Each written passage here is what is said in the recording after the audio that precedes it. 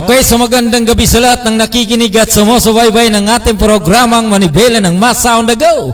Nandito naman po tayo at magkakasama-sama sa loob ng isang oras para sa pinyong talakayan, hinaing ng bayan. Tumawag lamang sa 0956-512-2086. Siyempre, dito lamang po yan sa impilan ng Paranaque Net Radio Worldwide.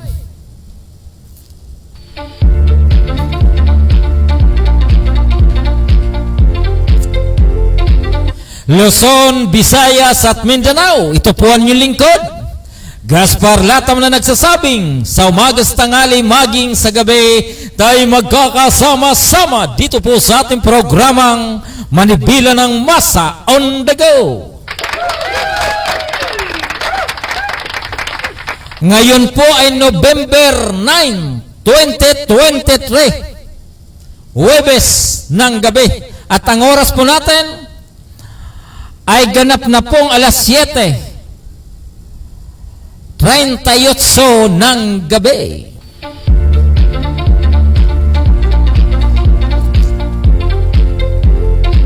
Doon po sa ating mga kaibigan, kumusta po kayo? Matagal-tagal po tayong hindi nagkita-kita. Matagal po ang inyong lingkod na nagpahinga. At matagal din po ang inyong lingkod na naghintay. Ano ninaantay nyo? Siyempre, Pasko.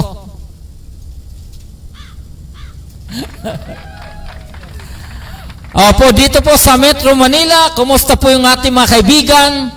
Dito po sa lugar ng Paranaque, Pasay, Las Piñas, Muntinlupa, yung Ratsada News natin.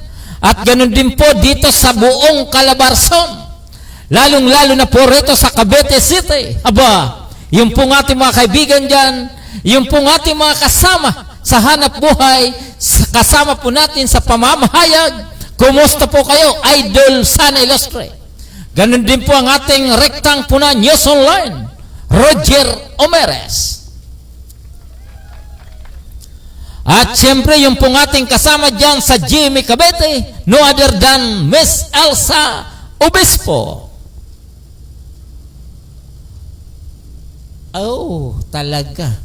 Opo, so ganun din dito po sa lugar ng Pasay.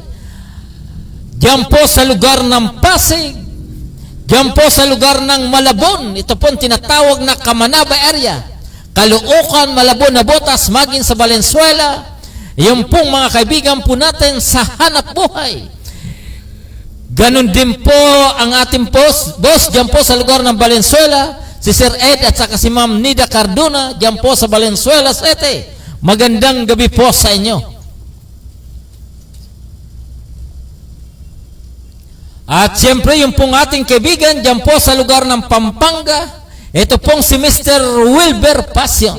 Sikap, kaya lang unfortunately, hindi po siya sunerte nung nakaraang barangay at sangguniang kabataan eleksyon. Ganun po talaga. Minsan nagwawagi, minsan naman hinihintay ang tamang panahon.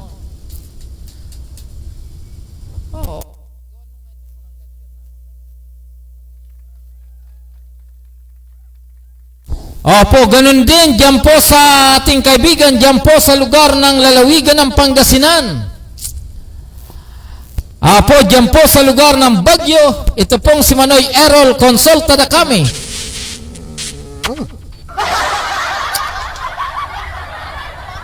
Okay na. Oh, so yung pong ating technical, tila nagkakaroon po ng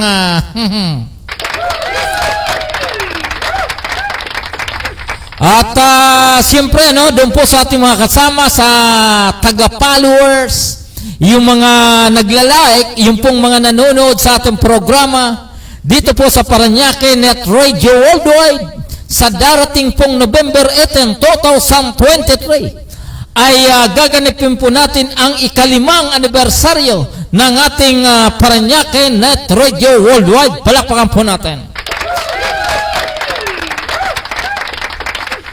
Opo, siyempre talaga naman sabi nga po nila, kunting tiyaga lang, kahit papano, unti-unti. At sa kasalukuyan po ay may more or less may 26,000 na po tayong daily followers dito po sa ating istasyon, sa ating FB page Parañaque Net Radio Worldwide. At tayo po ay buong pusong nagpapasalamat doon po sa ating mga tumatangkilik at sumusubaybay. At ganun din po sa ating mga kasamahan, yung pong broadcaster, reporter, correspondents, diyan po sa iba't ibang lugar sa Metro Manila, maging diyan po sa lugar ng Kamanaba, maging diyan po sa lugar ng Calabarzon, lalong-lalo na po itong ating sapeld araw-araw, yung pong sila Jewel Solante, ito pong si Bertong Gala, talaga napakasisipag po nilang umatin ng mga seminars sa iba't ibang forum dito po sa Metro Manila.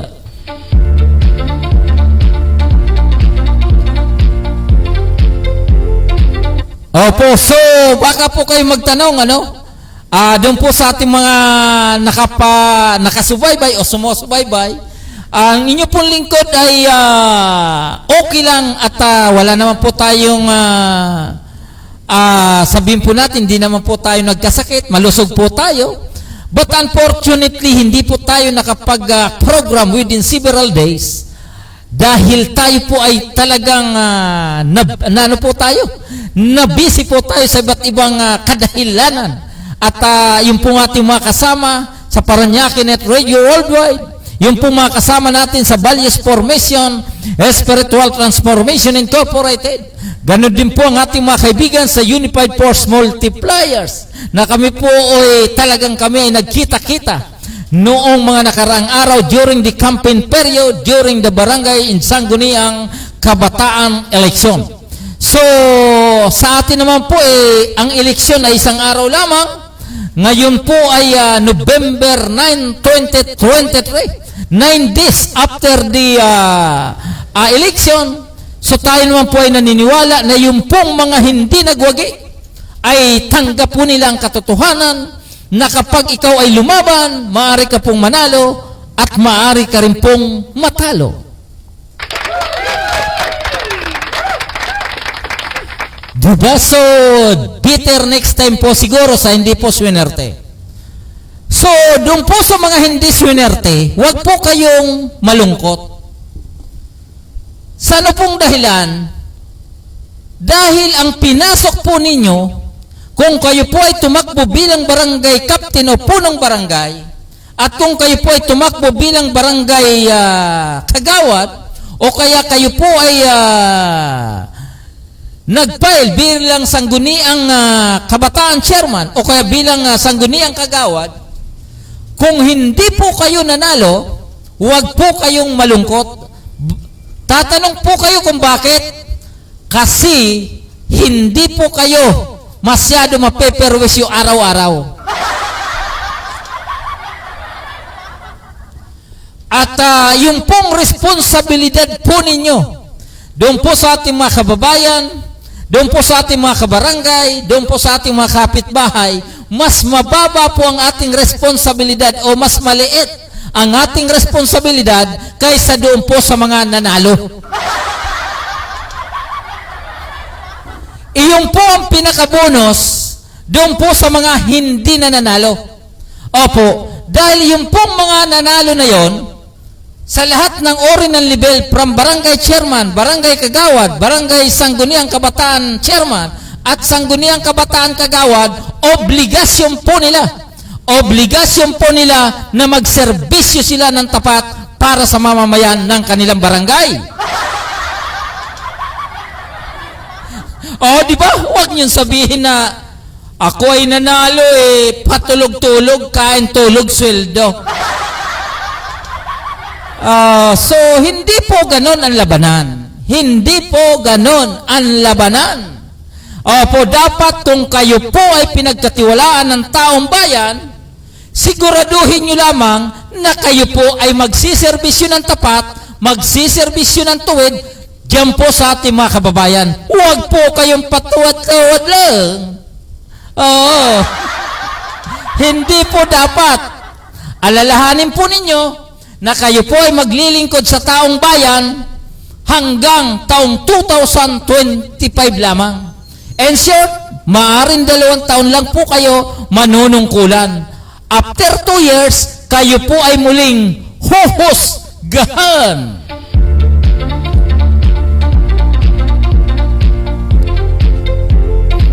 Oh, di ba? Kaya yung pong mga natalo, instead na magmukmuk kayo, ang gawin po ninyo, move on, move on, move on. Ngayon, kung gusto nyo pang lumaban uli, ngayon pa lang, ipon na kayo. Opo, kasi nakikita nyo naman na hindi pwede gandang lalaki lang po dyan ang usapan. Hindi po pwedeng palaway-laway lang. At lalong-lalo na, hindi pwedeng pakindat-kindat lang.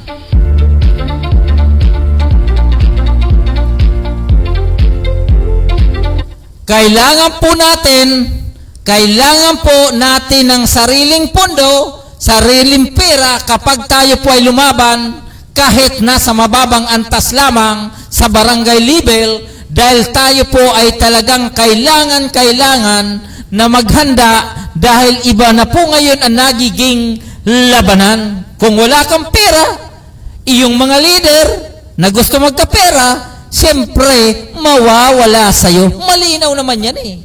Diba? Bihira na pong leader, bihirang loyal, sa usapin ng eleksyon, sa usapin ng halalan, tatanungin ka muna, may pera ba yan?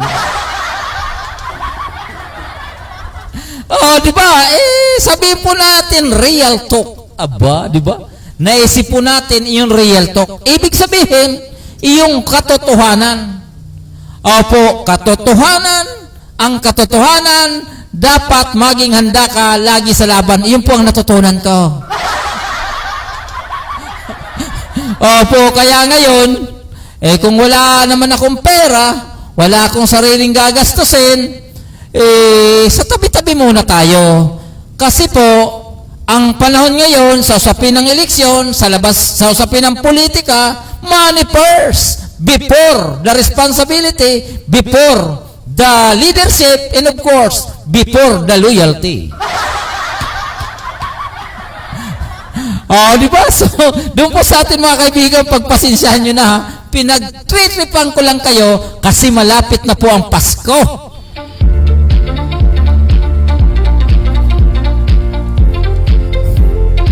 Ayan, di ba? So, binibigyan ko lang po muna kayo ng parang papihit-pihit lang, pabusi-busi na lang muna tayo.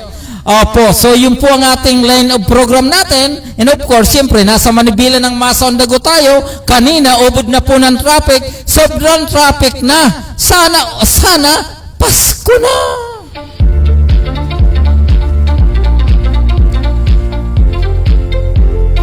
Oo, di ba? Kasi kapag Pasko na, ramdam natin ang malamig na kapaligiran, ramdam din po natin ang sobrang traffic at mga dami ng mga sasakyan, ramdam din po natin yung mga magtitinda sa mga kalsada, ramdam din po natin ang napakaraming tao, ramdam din po natin ang saya. Yun po ang maganda doon.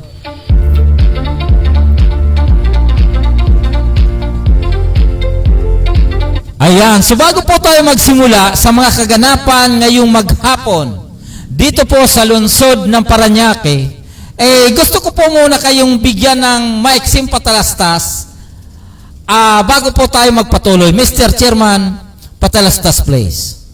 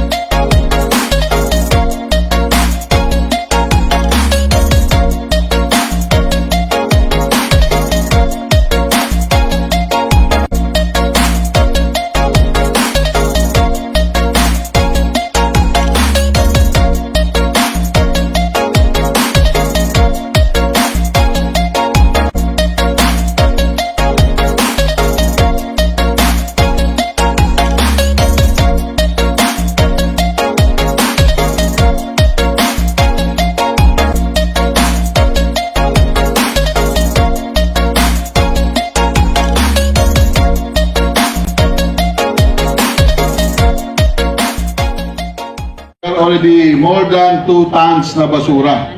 Okay? 2 tons na basura, hindi po nakuha. Mamaya-maya, yung mga medyo bata-bata pa kagaya namin, baka pwede tayo mag-second round. Di ba? Yung mga ukada, mamaya mga by 3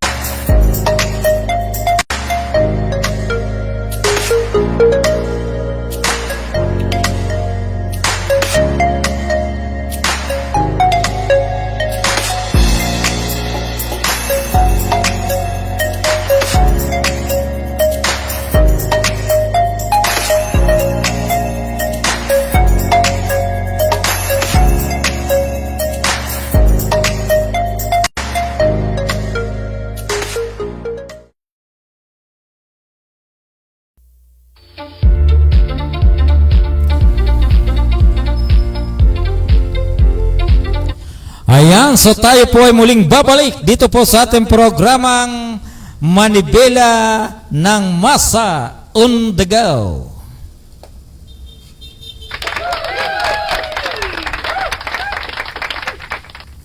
Ayan, so kaninang umaga, ngayon po maghapon,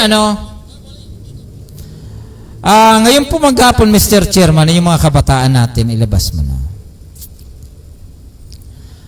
Ngayong araw po, November 9, nagkaroon po tayong seminar.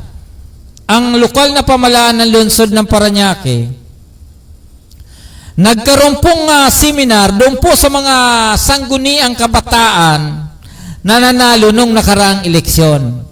Kasama po yung iskit chairman at yung po mga 7 kagawad ng bawat barangay.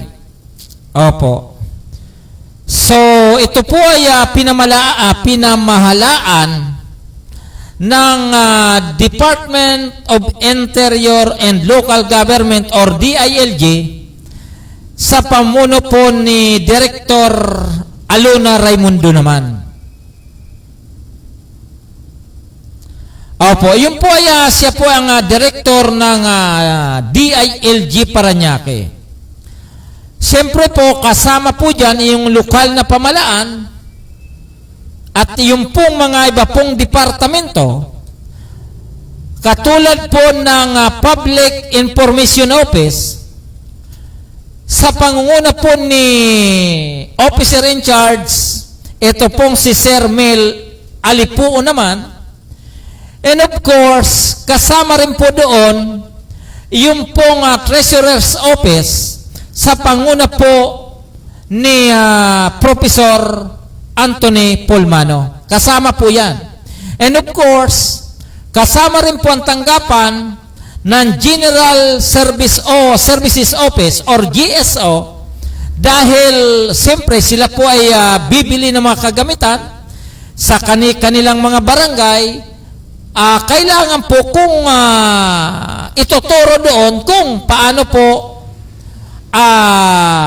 bibili ng mga kagamitan na kailangan naman po ng kanilang barangay. At malinaw po roon na sinasabi nga na ang kanila pong pondo ay nanggagaling po doon sa iba't ibang koleksyon na nanggagaling naman po sa lokal na pamalaan. Hindi lang po sa lungsod ng Parañaque, and of course, galing po doon sa iba't ibang lugar ng ating bansa. Opo, kasi ang rolling naman po yan, yung roles ng ating DILG o kung ano man pong national agencies na may hawak po sa rules ng mga kabataan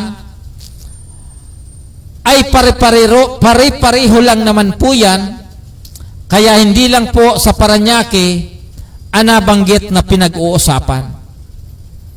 Opo, so malinaw na main target po noon ng pagtuturo doon po sa mga bagong halal.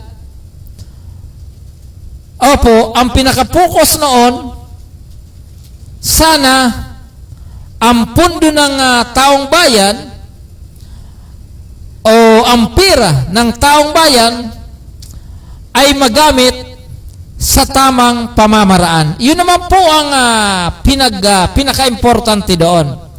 Opo. So, ang nagsilahok kanina, ito na nga pong nabanggit po natin, ito pong si Director Alona Raimundo, siya po ang director ng DILG Parañaque. Opo, siyempre, kasama po sa programa, ito pong representative ng Distrito 2, Gustavo Tambonting, at ganoon din po ang representante ng Distrito 1 na si Mayor Edwin Olivares. At siyempre, kasama rin po ito pong Vice Mayor of the City of Parañaque na ito pong si Vice Mayor Juan Villapuerte.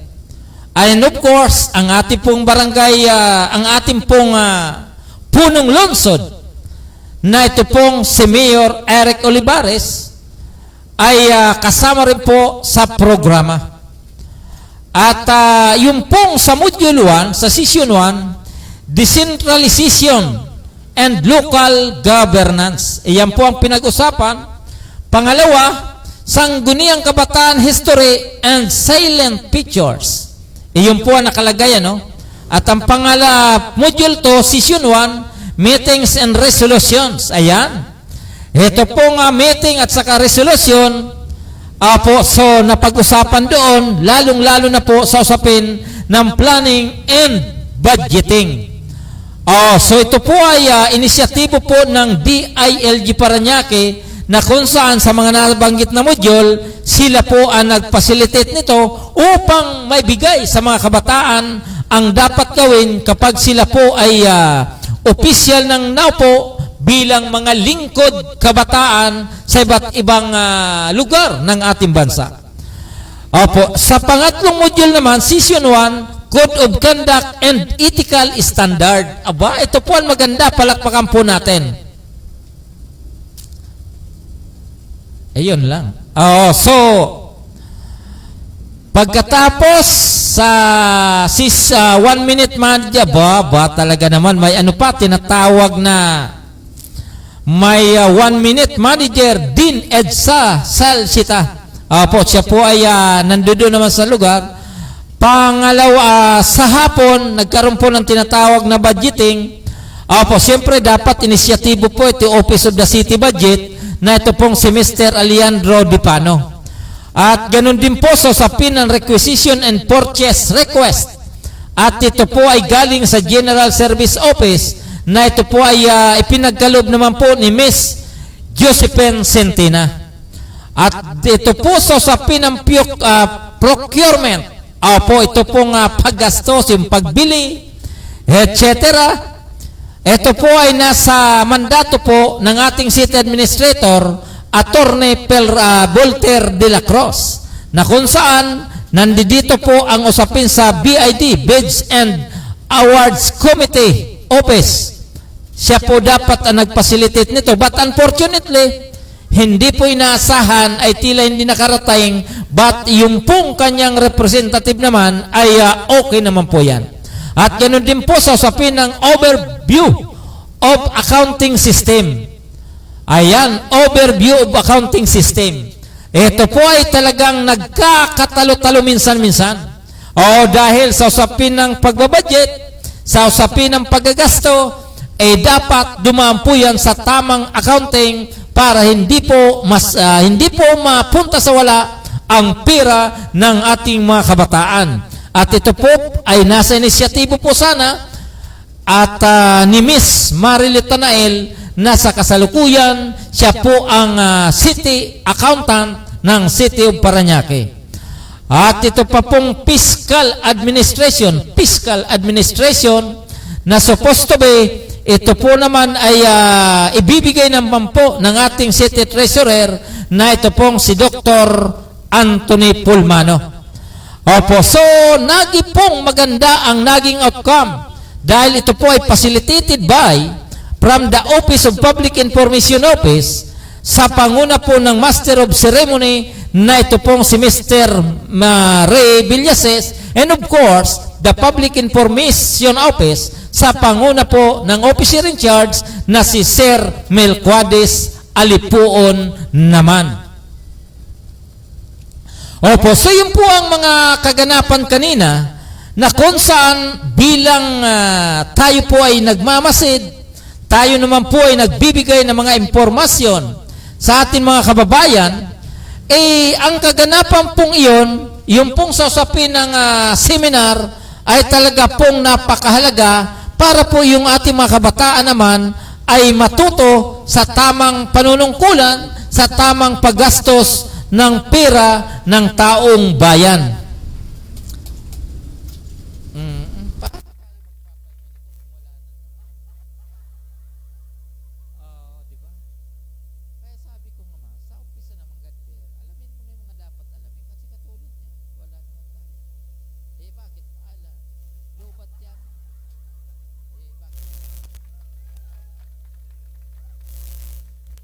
Pinatay ko nga din, nagsasalita ako. Di ba? Opo. So, doon po sa mga kabataan, ayan, doon po sa mga kabataan naman, batid ko po na lahat naman pong mga kabataan ay talagang sila po ay pumasok sa politika sa murang isipan dahil ang pinaka-main target po nila ay magserbisyo o maglingkod sa ating barangay, lalong-lalo na po sa mga kabataan. Opo, so never po akong maghusga sa mga kabataan na yan, lalong-lalo na po ang karamihan po nila sa kanila ay may mga prinsipyong tao ang mga yan. Opo, may mga prinsipyong tao po yan, may mga prinsipyong kabataan na yun naman po ang ating inaasahan kapag sila po ay nanalo na at sila po ay makaupo bilang mga barangay, sangguniang kabataan barangay naman. Iyon naman po talaga ang totoo niyan. So magtatanong po kayo,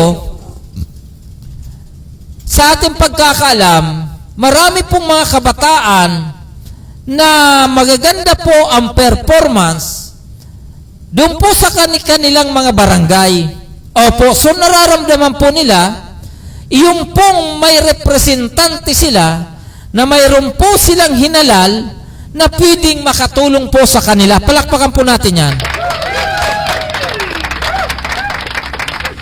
Inuulit ko. Noong nakaraang sangguniang kabataan, binigay ko pong isang halimbawa po rito, yung pong ginagawa ng Barangay Baclaran, na sa panguna po ng dating SK chairman at ngayon kagawad na si Rochelle Garcia, na kung saan may mga kabataan po dyan na nagkaroon po ng allowances doon po sa kanilang pag-aaral.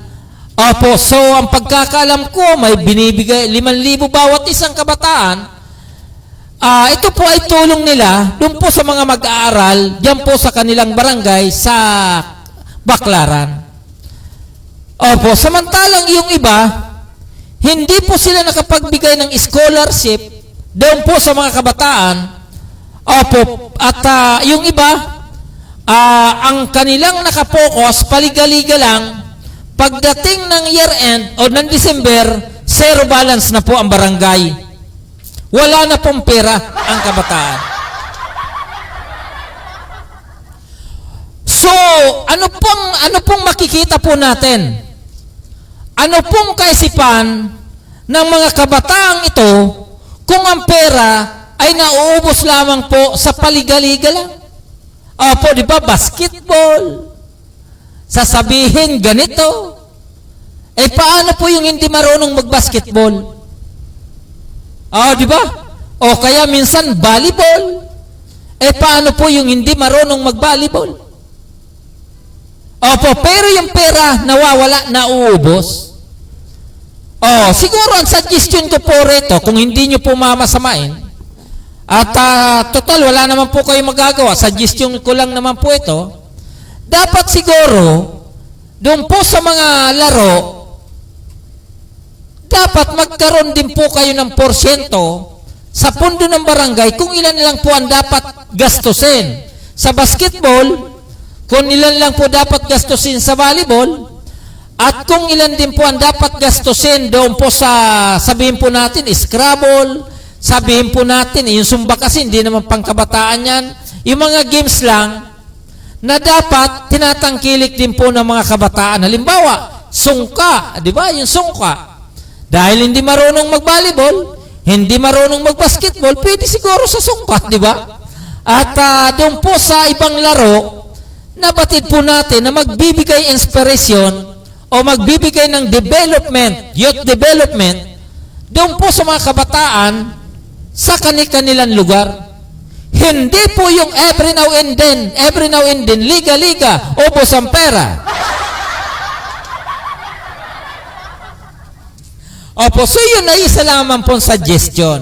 Na pag-usapan po natin kanina, dahil kayo naman po ay representante ng kabataan, dapat nakapokus kayo sa kapakanan ng kabataan. Kaya kung kayo po ay nagbibigay ng scholarship na nagkakahalaga ng 5,000 piso, at least 50 katao sa 50 kabataan, 100 kabataan na nabibigyan nyo po, ay malaking bagay na po yan. Di ba? Total, yun lang po ay sa kabataan lang. Marami naman po nagbibigay pa ng iba na scholarship sa local government unit, sa nasyonal, mayroon po pong nagbibigay. In short, additional na po yan na tulong para yung isang kabataan ay makapagtapos ng kanilang pag-aaral. At hangad po natin na sana ang bigyan nyo po nung nararapat na tulong sa scholarship, dapat yun alam nyo naman na talagang walang-wala. Yung alam nyo naman na yung magulang, kung walang trabaho, walang hanap buhay, pero siya gustong makapagtapos ng kanyang pag-aaral, dapat gawin nyo rin po ng priority. Opo, kasi ayaw kong paniwalaan. Ayaw kong i-chismis sa inyo. ayaw kong iparinig sa inyo na may mga kabataan daw na minsan sila pang naunang maging scholar, samantalang sila naman po ay nakatira sa mga exclusive subdivision o kaya sila naman ay kapatid o kamag-anak ng kanilang ski chairman. Opo, pero ayaw kong paniwalaan yan kasi pangit pakinggan. Iyon po ay pinarating ko lang sa inyo na sana kung kayo po ay magkaroon ng scholarship ng kabataan na yan, dapat piliin nyo naman yung kailangan talaga ng tulong. Hindi po yan sa pagpipili, bagkos hinahanapan nyo ng paraan na yung hindi kayang magpatuloy ng kanilang pag-aaral makapagpatuloy sa inyo dahil sa suporta ng sangguniang kabataan. Yun naman ang the best, di ba?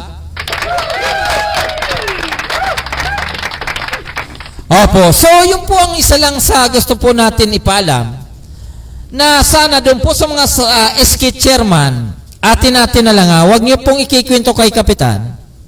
Opo, kasi may mga kapitan na dikta ng dikta doon sa mga kabataan na ito ang dapat nyong gawin, na ito ang dapat nyong gawin.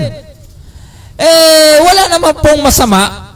Sana kung going to positive side, ang mahirap po noon, positive side sa kabila, pagdating sa dulo, laglag, naging negative side. Ano po ang ibig kong sabihin? Ang ibig ko pong sabihin, yung mga programa ng kabataan, imumungkahi ng sangguniang, imumungkahi ng kapitan, imumungkahi ng kagawad na bulong-bulong lang upang sila po ay kumita at mapakinabangan pa rin yung pira ng mga kabataan. So, negative side.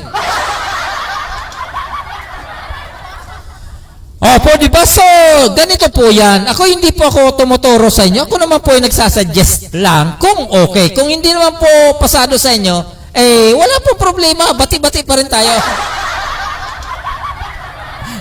Opo, kasi ang inyong lingkod, may edad na rin po ako at duman din po ako dyan sa usapin ng kabataan na yan. Opo, total, ganito po yan, di ba? Sangguniang Kabataan Chairman. Di ba sa barangay, barangay chairman. Ayan, ibig sabihin, kapitan, pagdating doon sa sangguniang kabataan naman, chairman din po kayo, ang level nyo din po ay tila kapitan din ang dating. Opo, kasi ganito yan, mayroon naman po kayong sangguniang kabataan. At ang sangguniang kabataan po ngayon, pito rin po kayo, di ba? Sangguniang kabataan, pito rin po kayo. Ang kalibil niyo po, yung kagawad na pito, doon din po sa barangay. Opo, ngayon, and the best thing to do is, yung po mga kabataan, doon po sa kanilang teritoryo, sa kanilang sityo, o sabihin po natin, sa kanilang lugar, dapat alamin po ninyo kung ano ang kanilang pangangailangan. Iyon po ay suggestion lang. O pagkatapos, kapag naalam po ninyo, mayroon naman po kayong meeting, mayroon naman po kayong session, pagsama-samahin po ninyo yan. Magkaroon po kayo ng tinatawag na consensus kung ano po talaga ang kailangan ng mga kabataan. Pwede ba yun? Pwede ba yun? Opo, kasi marami naman nagsasabi. Ang pangangailangan ni Pedro, hindi naman pangangailangan ni Juan. Ang pangangailangan ni Jose, hindi naman kay pangangailangan ni Ricardo. So in short, dapat maging smooth po ang maging takbo sa mga kabataan na yan na dapat magkaroon po kayo ng consultation para sa kanila para makabuo kayo mga resolusyon o makabuo po kayo mga ordinansa at yung ordinansa naman po na yan o resolusyon sa kanyo po idudulog doon po sa inyong sabihin po natin sa inyong tatay o doon sa inyong kapitan at pwede rin po itong talakayin sa konsiho para pag-usapan at mahimay ng gusto kung ito ba talaga ay tama. And that's my side din eh.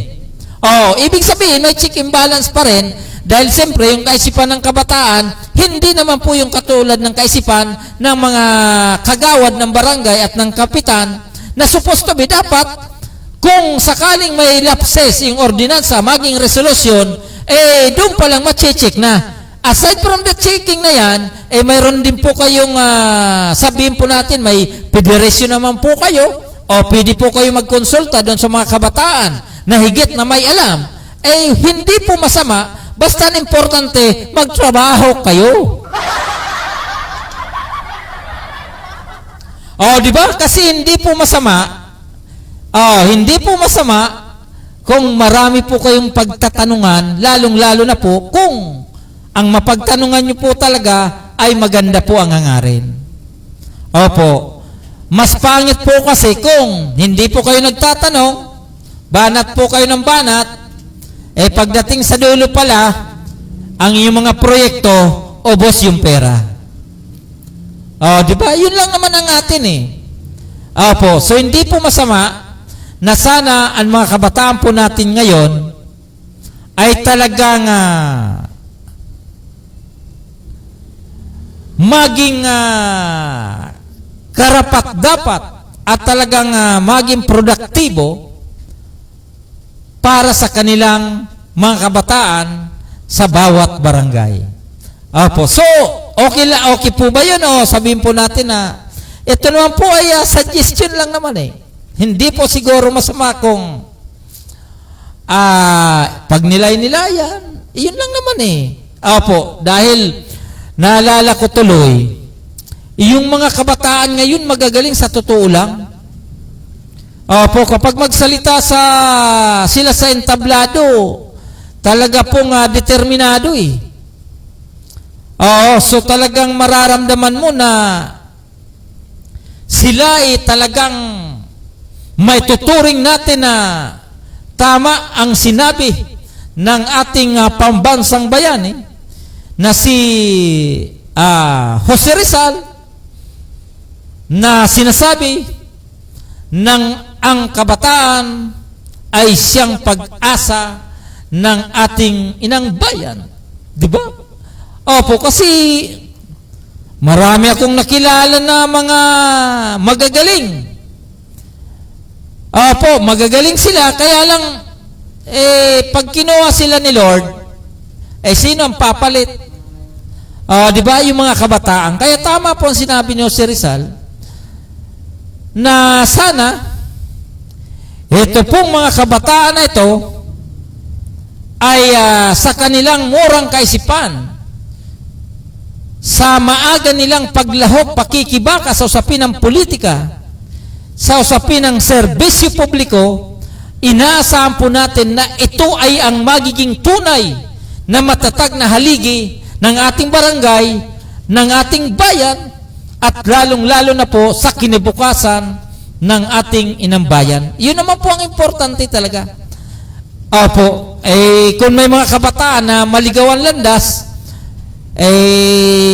sorry na lang sila kapag nagkataon. Opo. Ayan. So, di ba? Okay, doon po sa ating mga kaibigan, Luzon, Visayas at Mindanao, ang oras po natin ay ganap ng alas 8:21 ng gabi. At tayo po ay muling magbibigay ng isang patalastas mula pa rin po ito sa Yours in Public Service.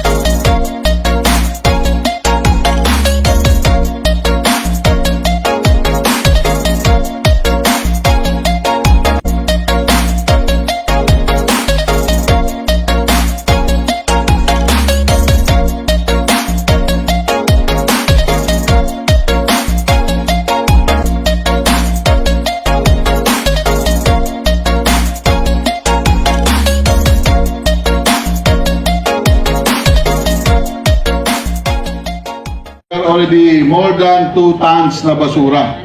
Okay? 2 tons na basura, hindi po nakuha. Mamaya-maya, yung mga medyo bata-bata pa, kagaya namin, baka pwede tayo mag-second round. Di ba? Yung mga Okada, mamaya, mga by 3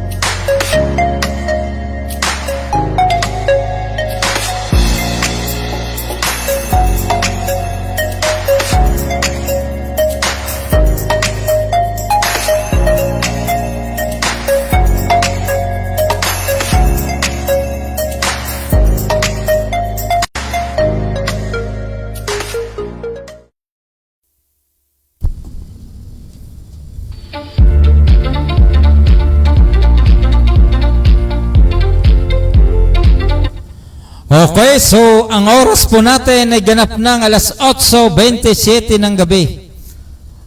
Kanina, ano ba sinabi ko talaga naman, no? So, medyo napapahataw po tayo doon sa mga kabataan, ano? Opo, so tuloy-tuloy na po tayo. Ang oras po natin uli ay alas 8:27 ng gabi. Dito lamang po yung sa impila ng Parañaque Net Radio Worldwide. So, tuloy-tuloy na po tayo at dadako na po tayo sa ating mga balita dito po sa lungsod ng Parañaque. Kanina ay pumunta po tayo sa lugar ng Lupang Hinirang. Diyan po sa lugar ng San Antonio, ano? Po na kung saan may nasunugan po diyan kahapon. Dahil nga po sa araw po yun nangyari.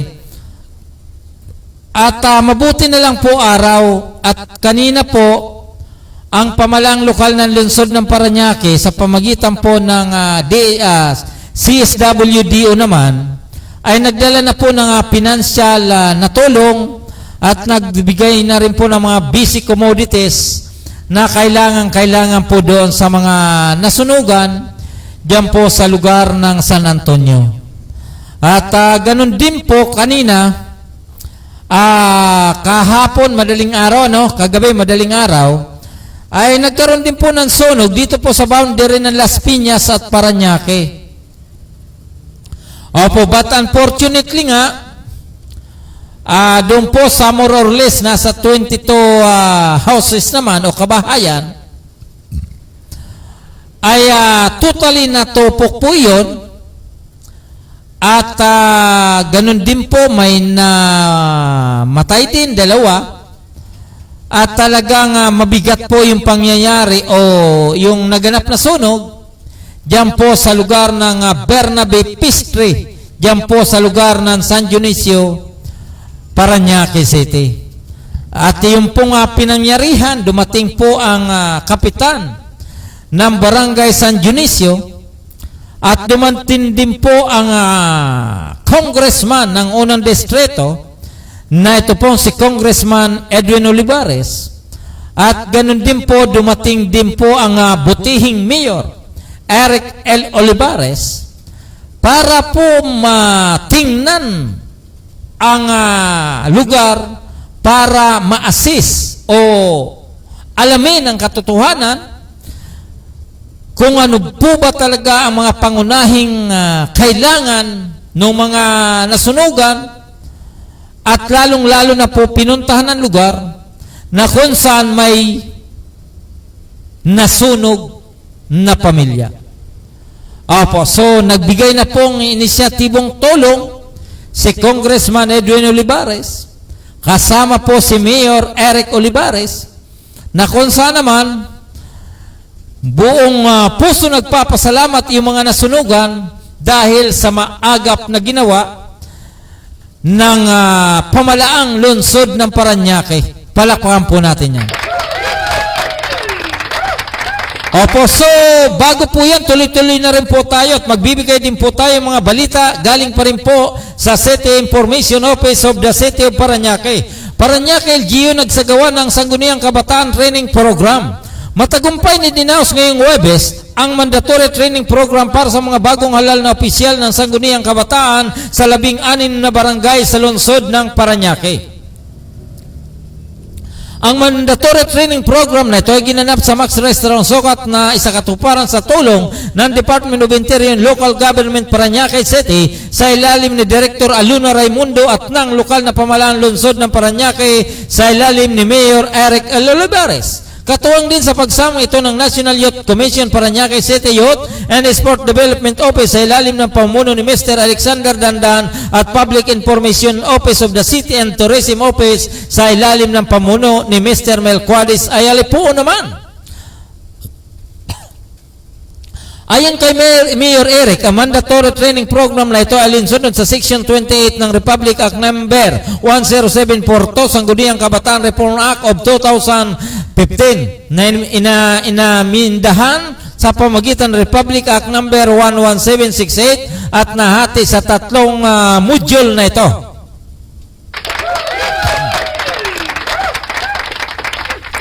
Kabilang sa mga tinalakay nila DILG speakers Ms. Irene Arguante, Mr. Reynaldo Lagmay at ganoon din po ni Ms. Ruth Asusina sa unang module ay ang Decentralization in Local Government at Sangguniang Kabataan History and Silent Pictures naman. Pinag-usapan din ang tungkol sa meeting and resolution sa planning and budgeting sa ikalawang module habang tinalakay sa pangatlong module ang Code of Conduct and Ethical Standard.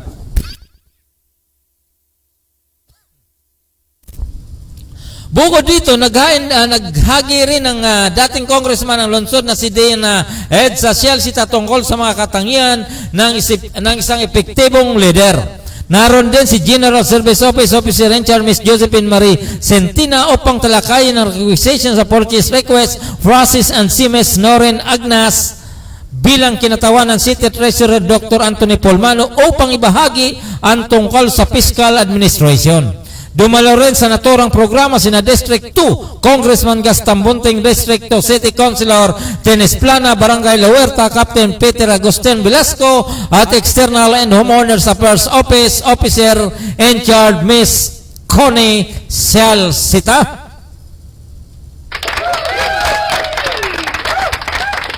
Ayan, okay, tuloy-tuloy na po tayo sa ating mga balita. Galing pa rin po ito sa City Information Office, Parañaque City, sa ilalim po ng pamuno ni Sir Mel Cuadis Alipuon.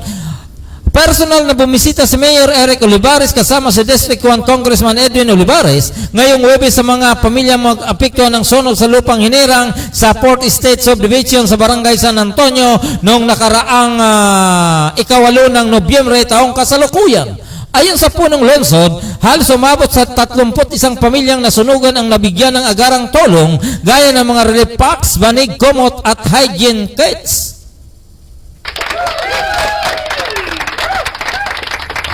Nagpaabot din sila Mayor Eric at Congressman ng karagdagang tulong pinansyal. Bukod dito, kanilang binisita ang kinumusta ang kalagayan ng halos umabot sa 33 pamilya ang naapekto ng sunog sa Kanaynay Avenue sa Barangay San Dionisio kaninang madaling araw. Inihayag ng butihing alkalde ang kanyang pakikiramay sa mga nasunugan, gayon din sa mga pamilyang dalawang individual na nasawi sa sakuna. Tiniyak din ng kasalukuyang paghanda ang pamalaang lungsod ng mga relief packs upang maihatid sa lahat ng naapektuhan ng sakuna.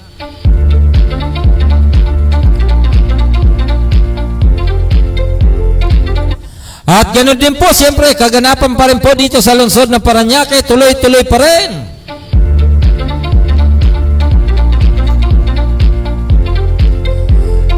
Ito po ay isang panawagan announcement mini job fair for overseas employment. Aba, ito po sa ibang bansa naman, overseas.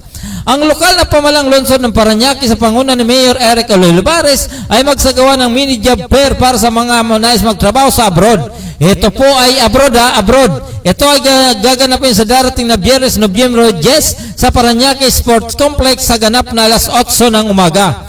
Ang mini job fair na ito ay bukas para sa mga residente ng lungsod ng Parañaque sa edad na 18 taong gulang pataas.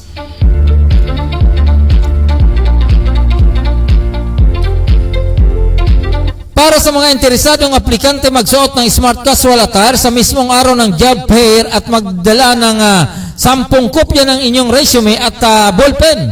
Huwag din kalimutan magsuot ng face mask at magbaon ng alcohol para sa inyong kaligtasan. Ayan. Okay, so tuloy-tuloy pa rin po tayo sa ating mga balita. Ito naman po ay galing sa Parañaque Tourism Office is the Metropolitan Theater.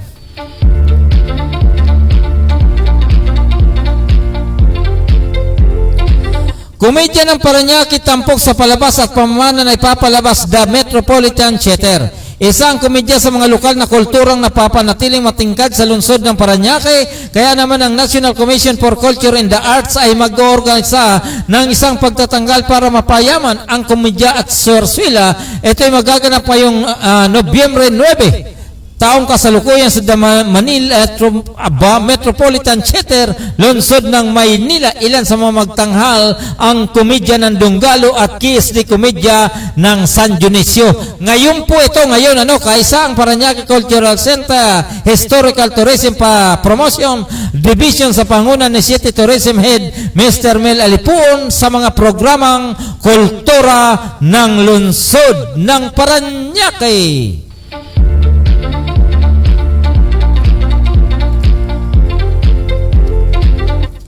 At ito naman, doon po sa ating mga kaibigan, doon po sa mga interesado, makinig po kayo. Ang ating pong babasahin ay galing po sa City Information at Parañaque, ganun din po sa City Tourism Office. Babasahin po natin ito pong napakagandang ito.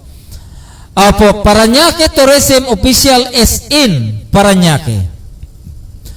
Ito na po, alam nyo ba, may Spanish colonial map kasama ang mga baryo ng Parañaque taong 1885. Aba, matagal-tagal na po ito 1885. Ibig sabihin, sa ilalim po tayo ng mga Kastila pa rin. Po, kasi ang Kastila ay nagsimula 15 Ngayon ito po ay 1885. Sa isang pambihirang pagkakataon, may Spanish colonial map na nailimbag taong 100,000 taon, 1,000 taon, 1885, kung saan ay may kasama sa tinutukoy ang mga baryong matatagpuan sa bayan ng Parañaque. Ito ay ang taon kung saan ang Parañaque ay humarap sa maraming hamon tulad ng pasasamsam ng mga sandata ng mga mamayang ng Palanyag, tagtuyot at ang pagkakatala ng malaking sunog sa barangay Barrio Dungalo taong 1877. So matagal po ito, nagkaroon daw po ng malaking sunog noong taong 1877. Narito ang ilan sa mga baryong nabanggit. Mga ano na po pala talaga ito, ibig sabihin, mga baryo na to, 18th century pa. Ito po, nauna dito ang Tambo. Ayon sa pinakalumang dokumento, sa Katedral ng Parañaque, taong 1685 nang unang mabanggit ang Baryo Tambo nang mabinyagan ang isang mamayan nito sa taga roon. Kilala ang Tambo sa industriya ng paglikha ng apog noon. Apog. Pagkatapos sumunod naman po itong Tunggalo, pamoso ang baryo sa kanyang pagkakakilanlan bilang puo kung saan dumaong ang Chinong pirata na si Limahong noong Nobyembre 29, 1574, 1574. Masasabing isa sa naunang komunidad ang baryo na naitala bilang enkomienda taong 1590. Matagal-tagal po ito. Tunggalo ba? Baka Dunggalo ito ngayon. Pagkatapos, ito po, San Dionisio. Ang sentro ng kultura sa lungsod ng Parañaque, dito isinilang ang ilan sa mga kultura na aktibidad tulad ng sunduan sa komedya. May tuturing noong panahon ng mga Kastila, ang Baryo San Dionisio ang pinakamalaking lupain sa bayan ng Parañaque. Yun lang, nawala na naman. So ito pong San Dionisio, makasaysayan po talaga ito, so talagang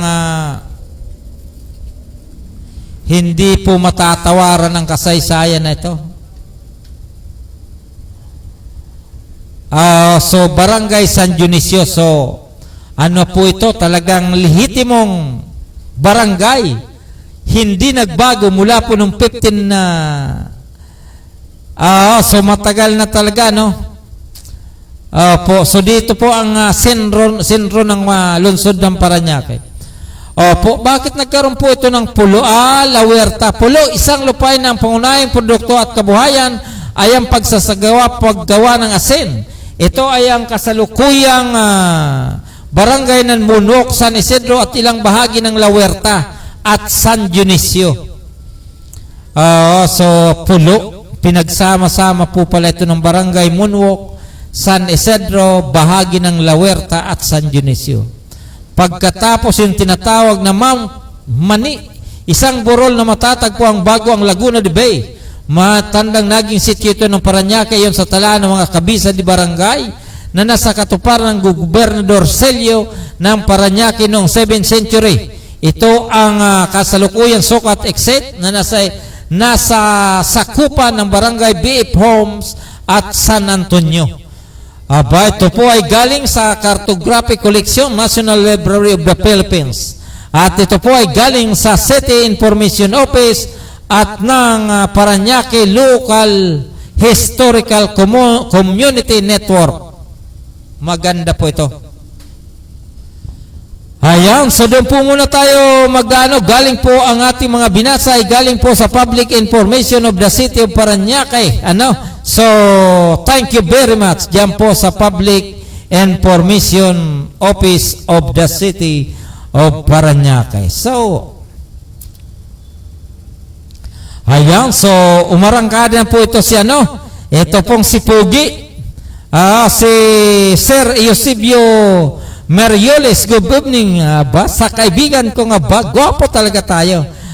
So ito po ay si kasamang Merioles naman, masipag po ito, mukhang duty po ito dyan po sa Parañaque Anti-Drug Abuse Holding and Diagnostic Center, dyan po sa lugar ng La Huerta. Regards ko po kayo at sa lahat ng nanonood at sumusubaybay ng ating programang Manibela ng Masa on the Go. Subatid po na ang ating mga kasamahan sa 100%, sa ILO, sa Barangay Power, tayo po ay magkakasama-sama bukas. Kita-kita tayo para tayo ay maagang magkaroon ng pamaskong handog galing po sa tanggapan ng Congressional District at ganoon din po sa office ni Koya, ni Mayor Eric Olivares of the City of Parañaque.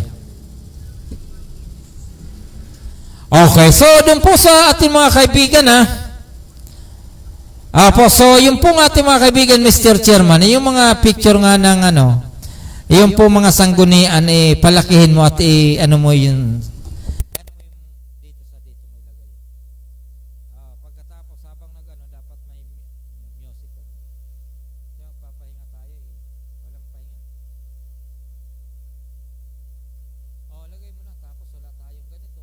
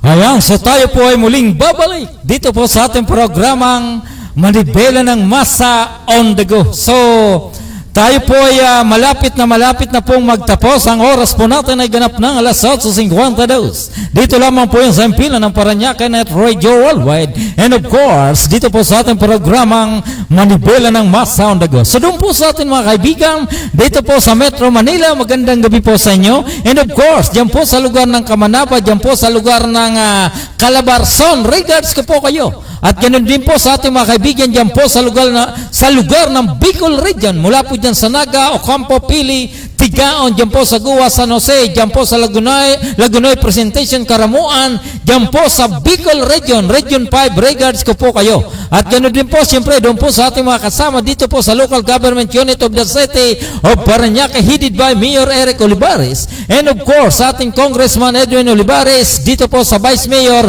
Juan Villapuerte. Ganoon din po sa ating mga kasama po dyan sa Public Information Office sa panguna po ni Sir Melquadi Salipon. Ito pong officer in charge of the City Information Office. And of course, dyan po sa Tourism Office of the City of Parañaque. Good evening po sa inyong lahat. Ganoon din po sa ating mga kasama sa Parañaque Net Radio Worldwide. At magkakaroon po tayo ng 5th anniversary this coming 18 November 2023 with the certification and with the awards from the different unit and of course different reporters to Metro Manila. So magkakaroon po sila ng award this coming 18 November 2023. Ayan, so so malapit na po ang Pasko, no? So ito na po ang hinihintay po natin. Ngayon po ay November 9, 2023. Ilan tulog na lang. Bonus na yan. Ilan tulog na lang. Bigayan na po yan ng regalo. Ilan tulog na lang. Christmas party na. Ilan tulog na lang.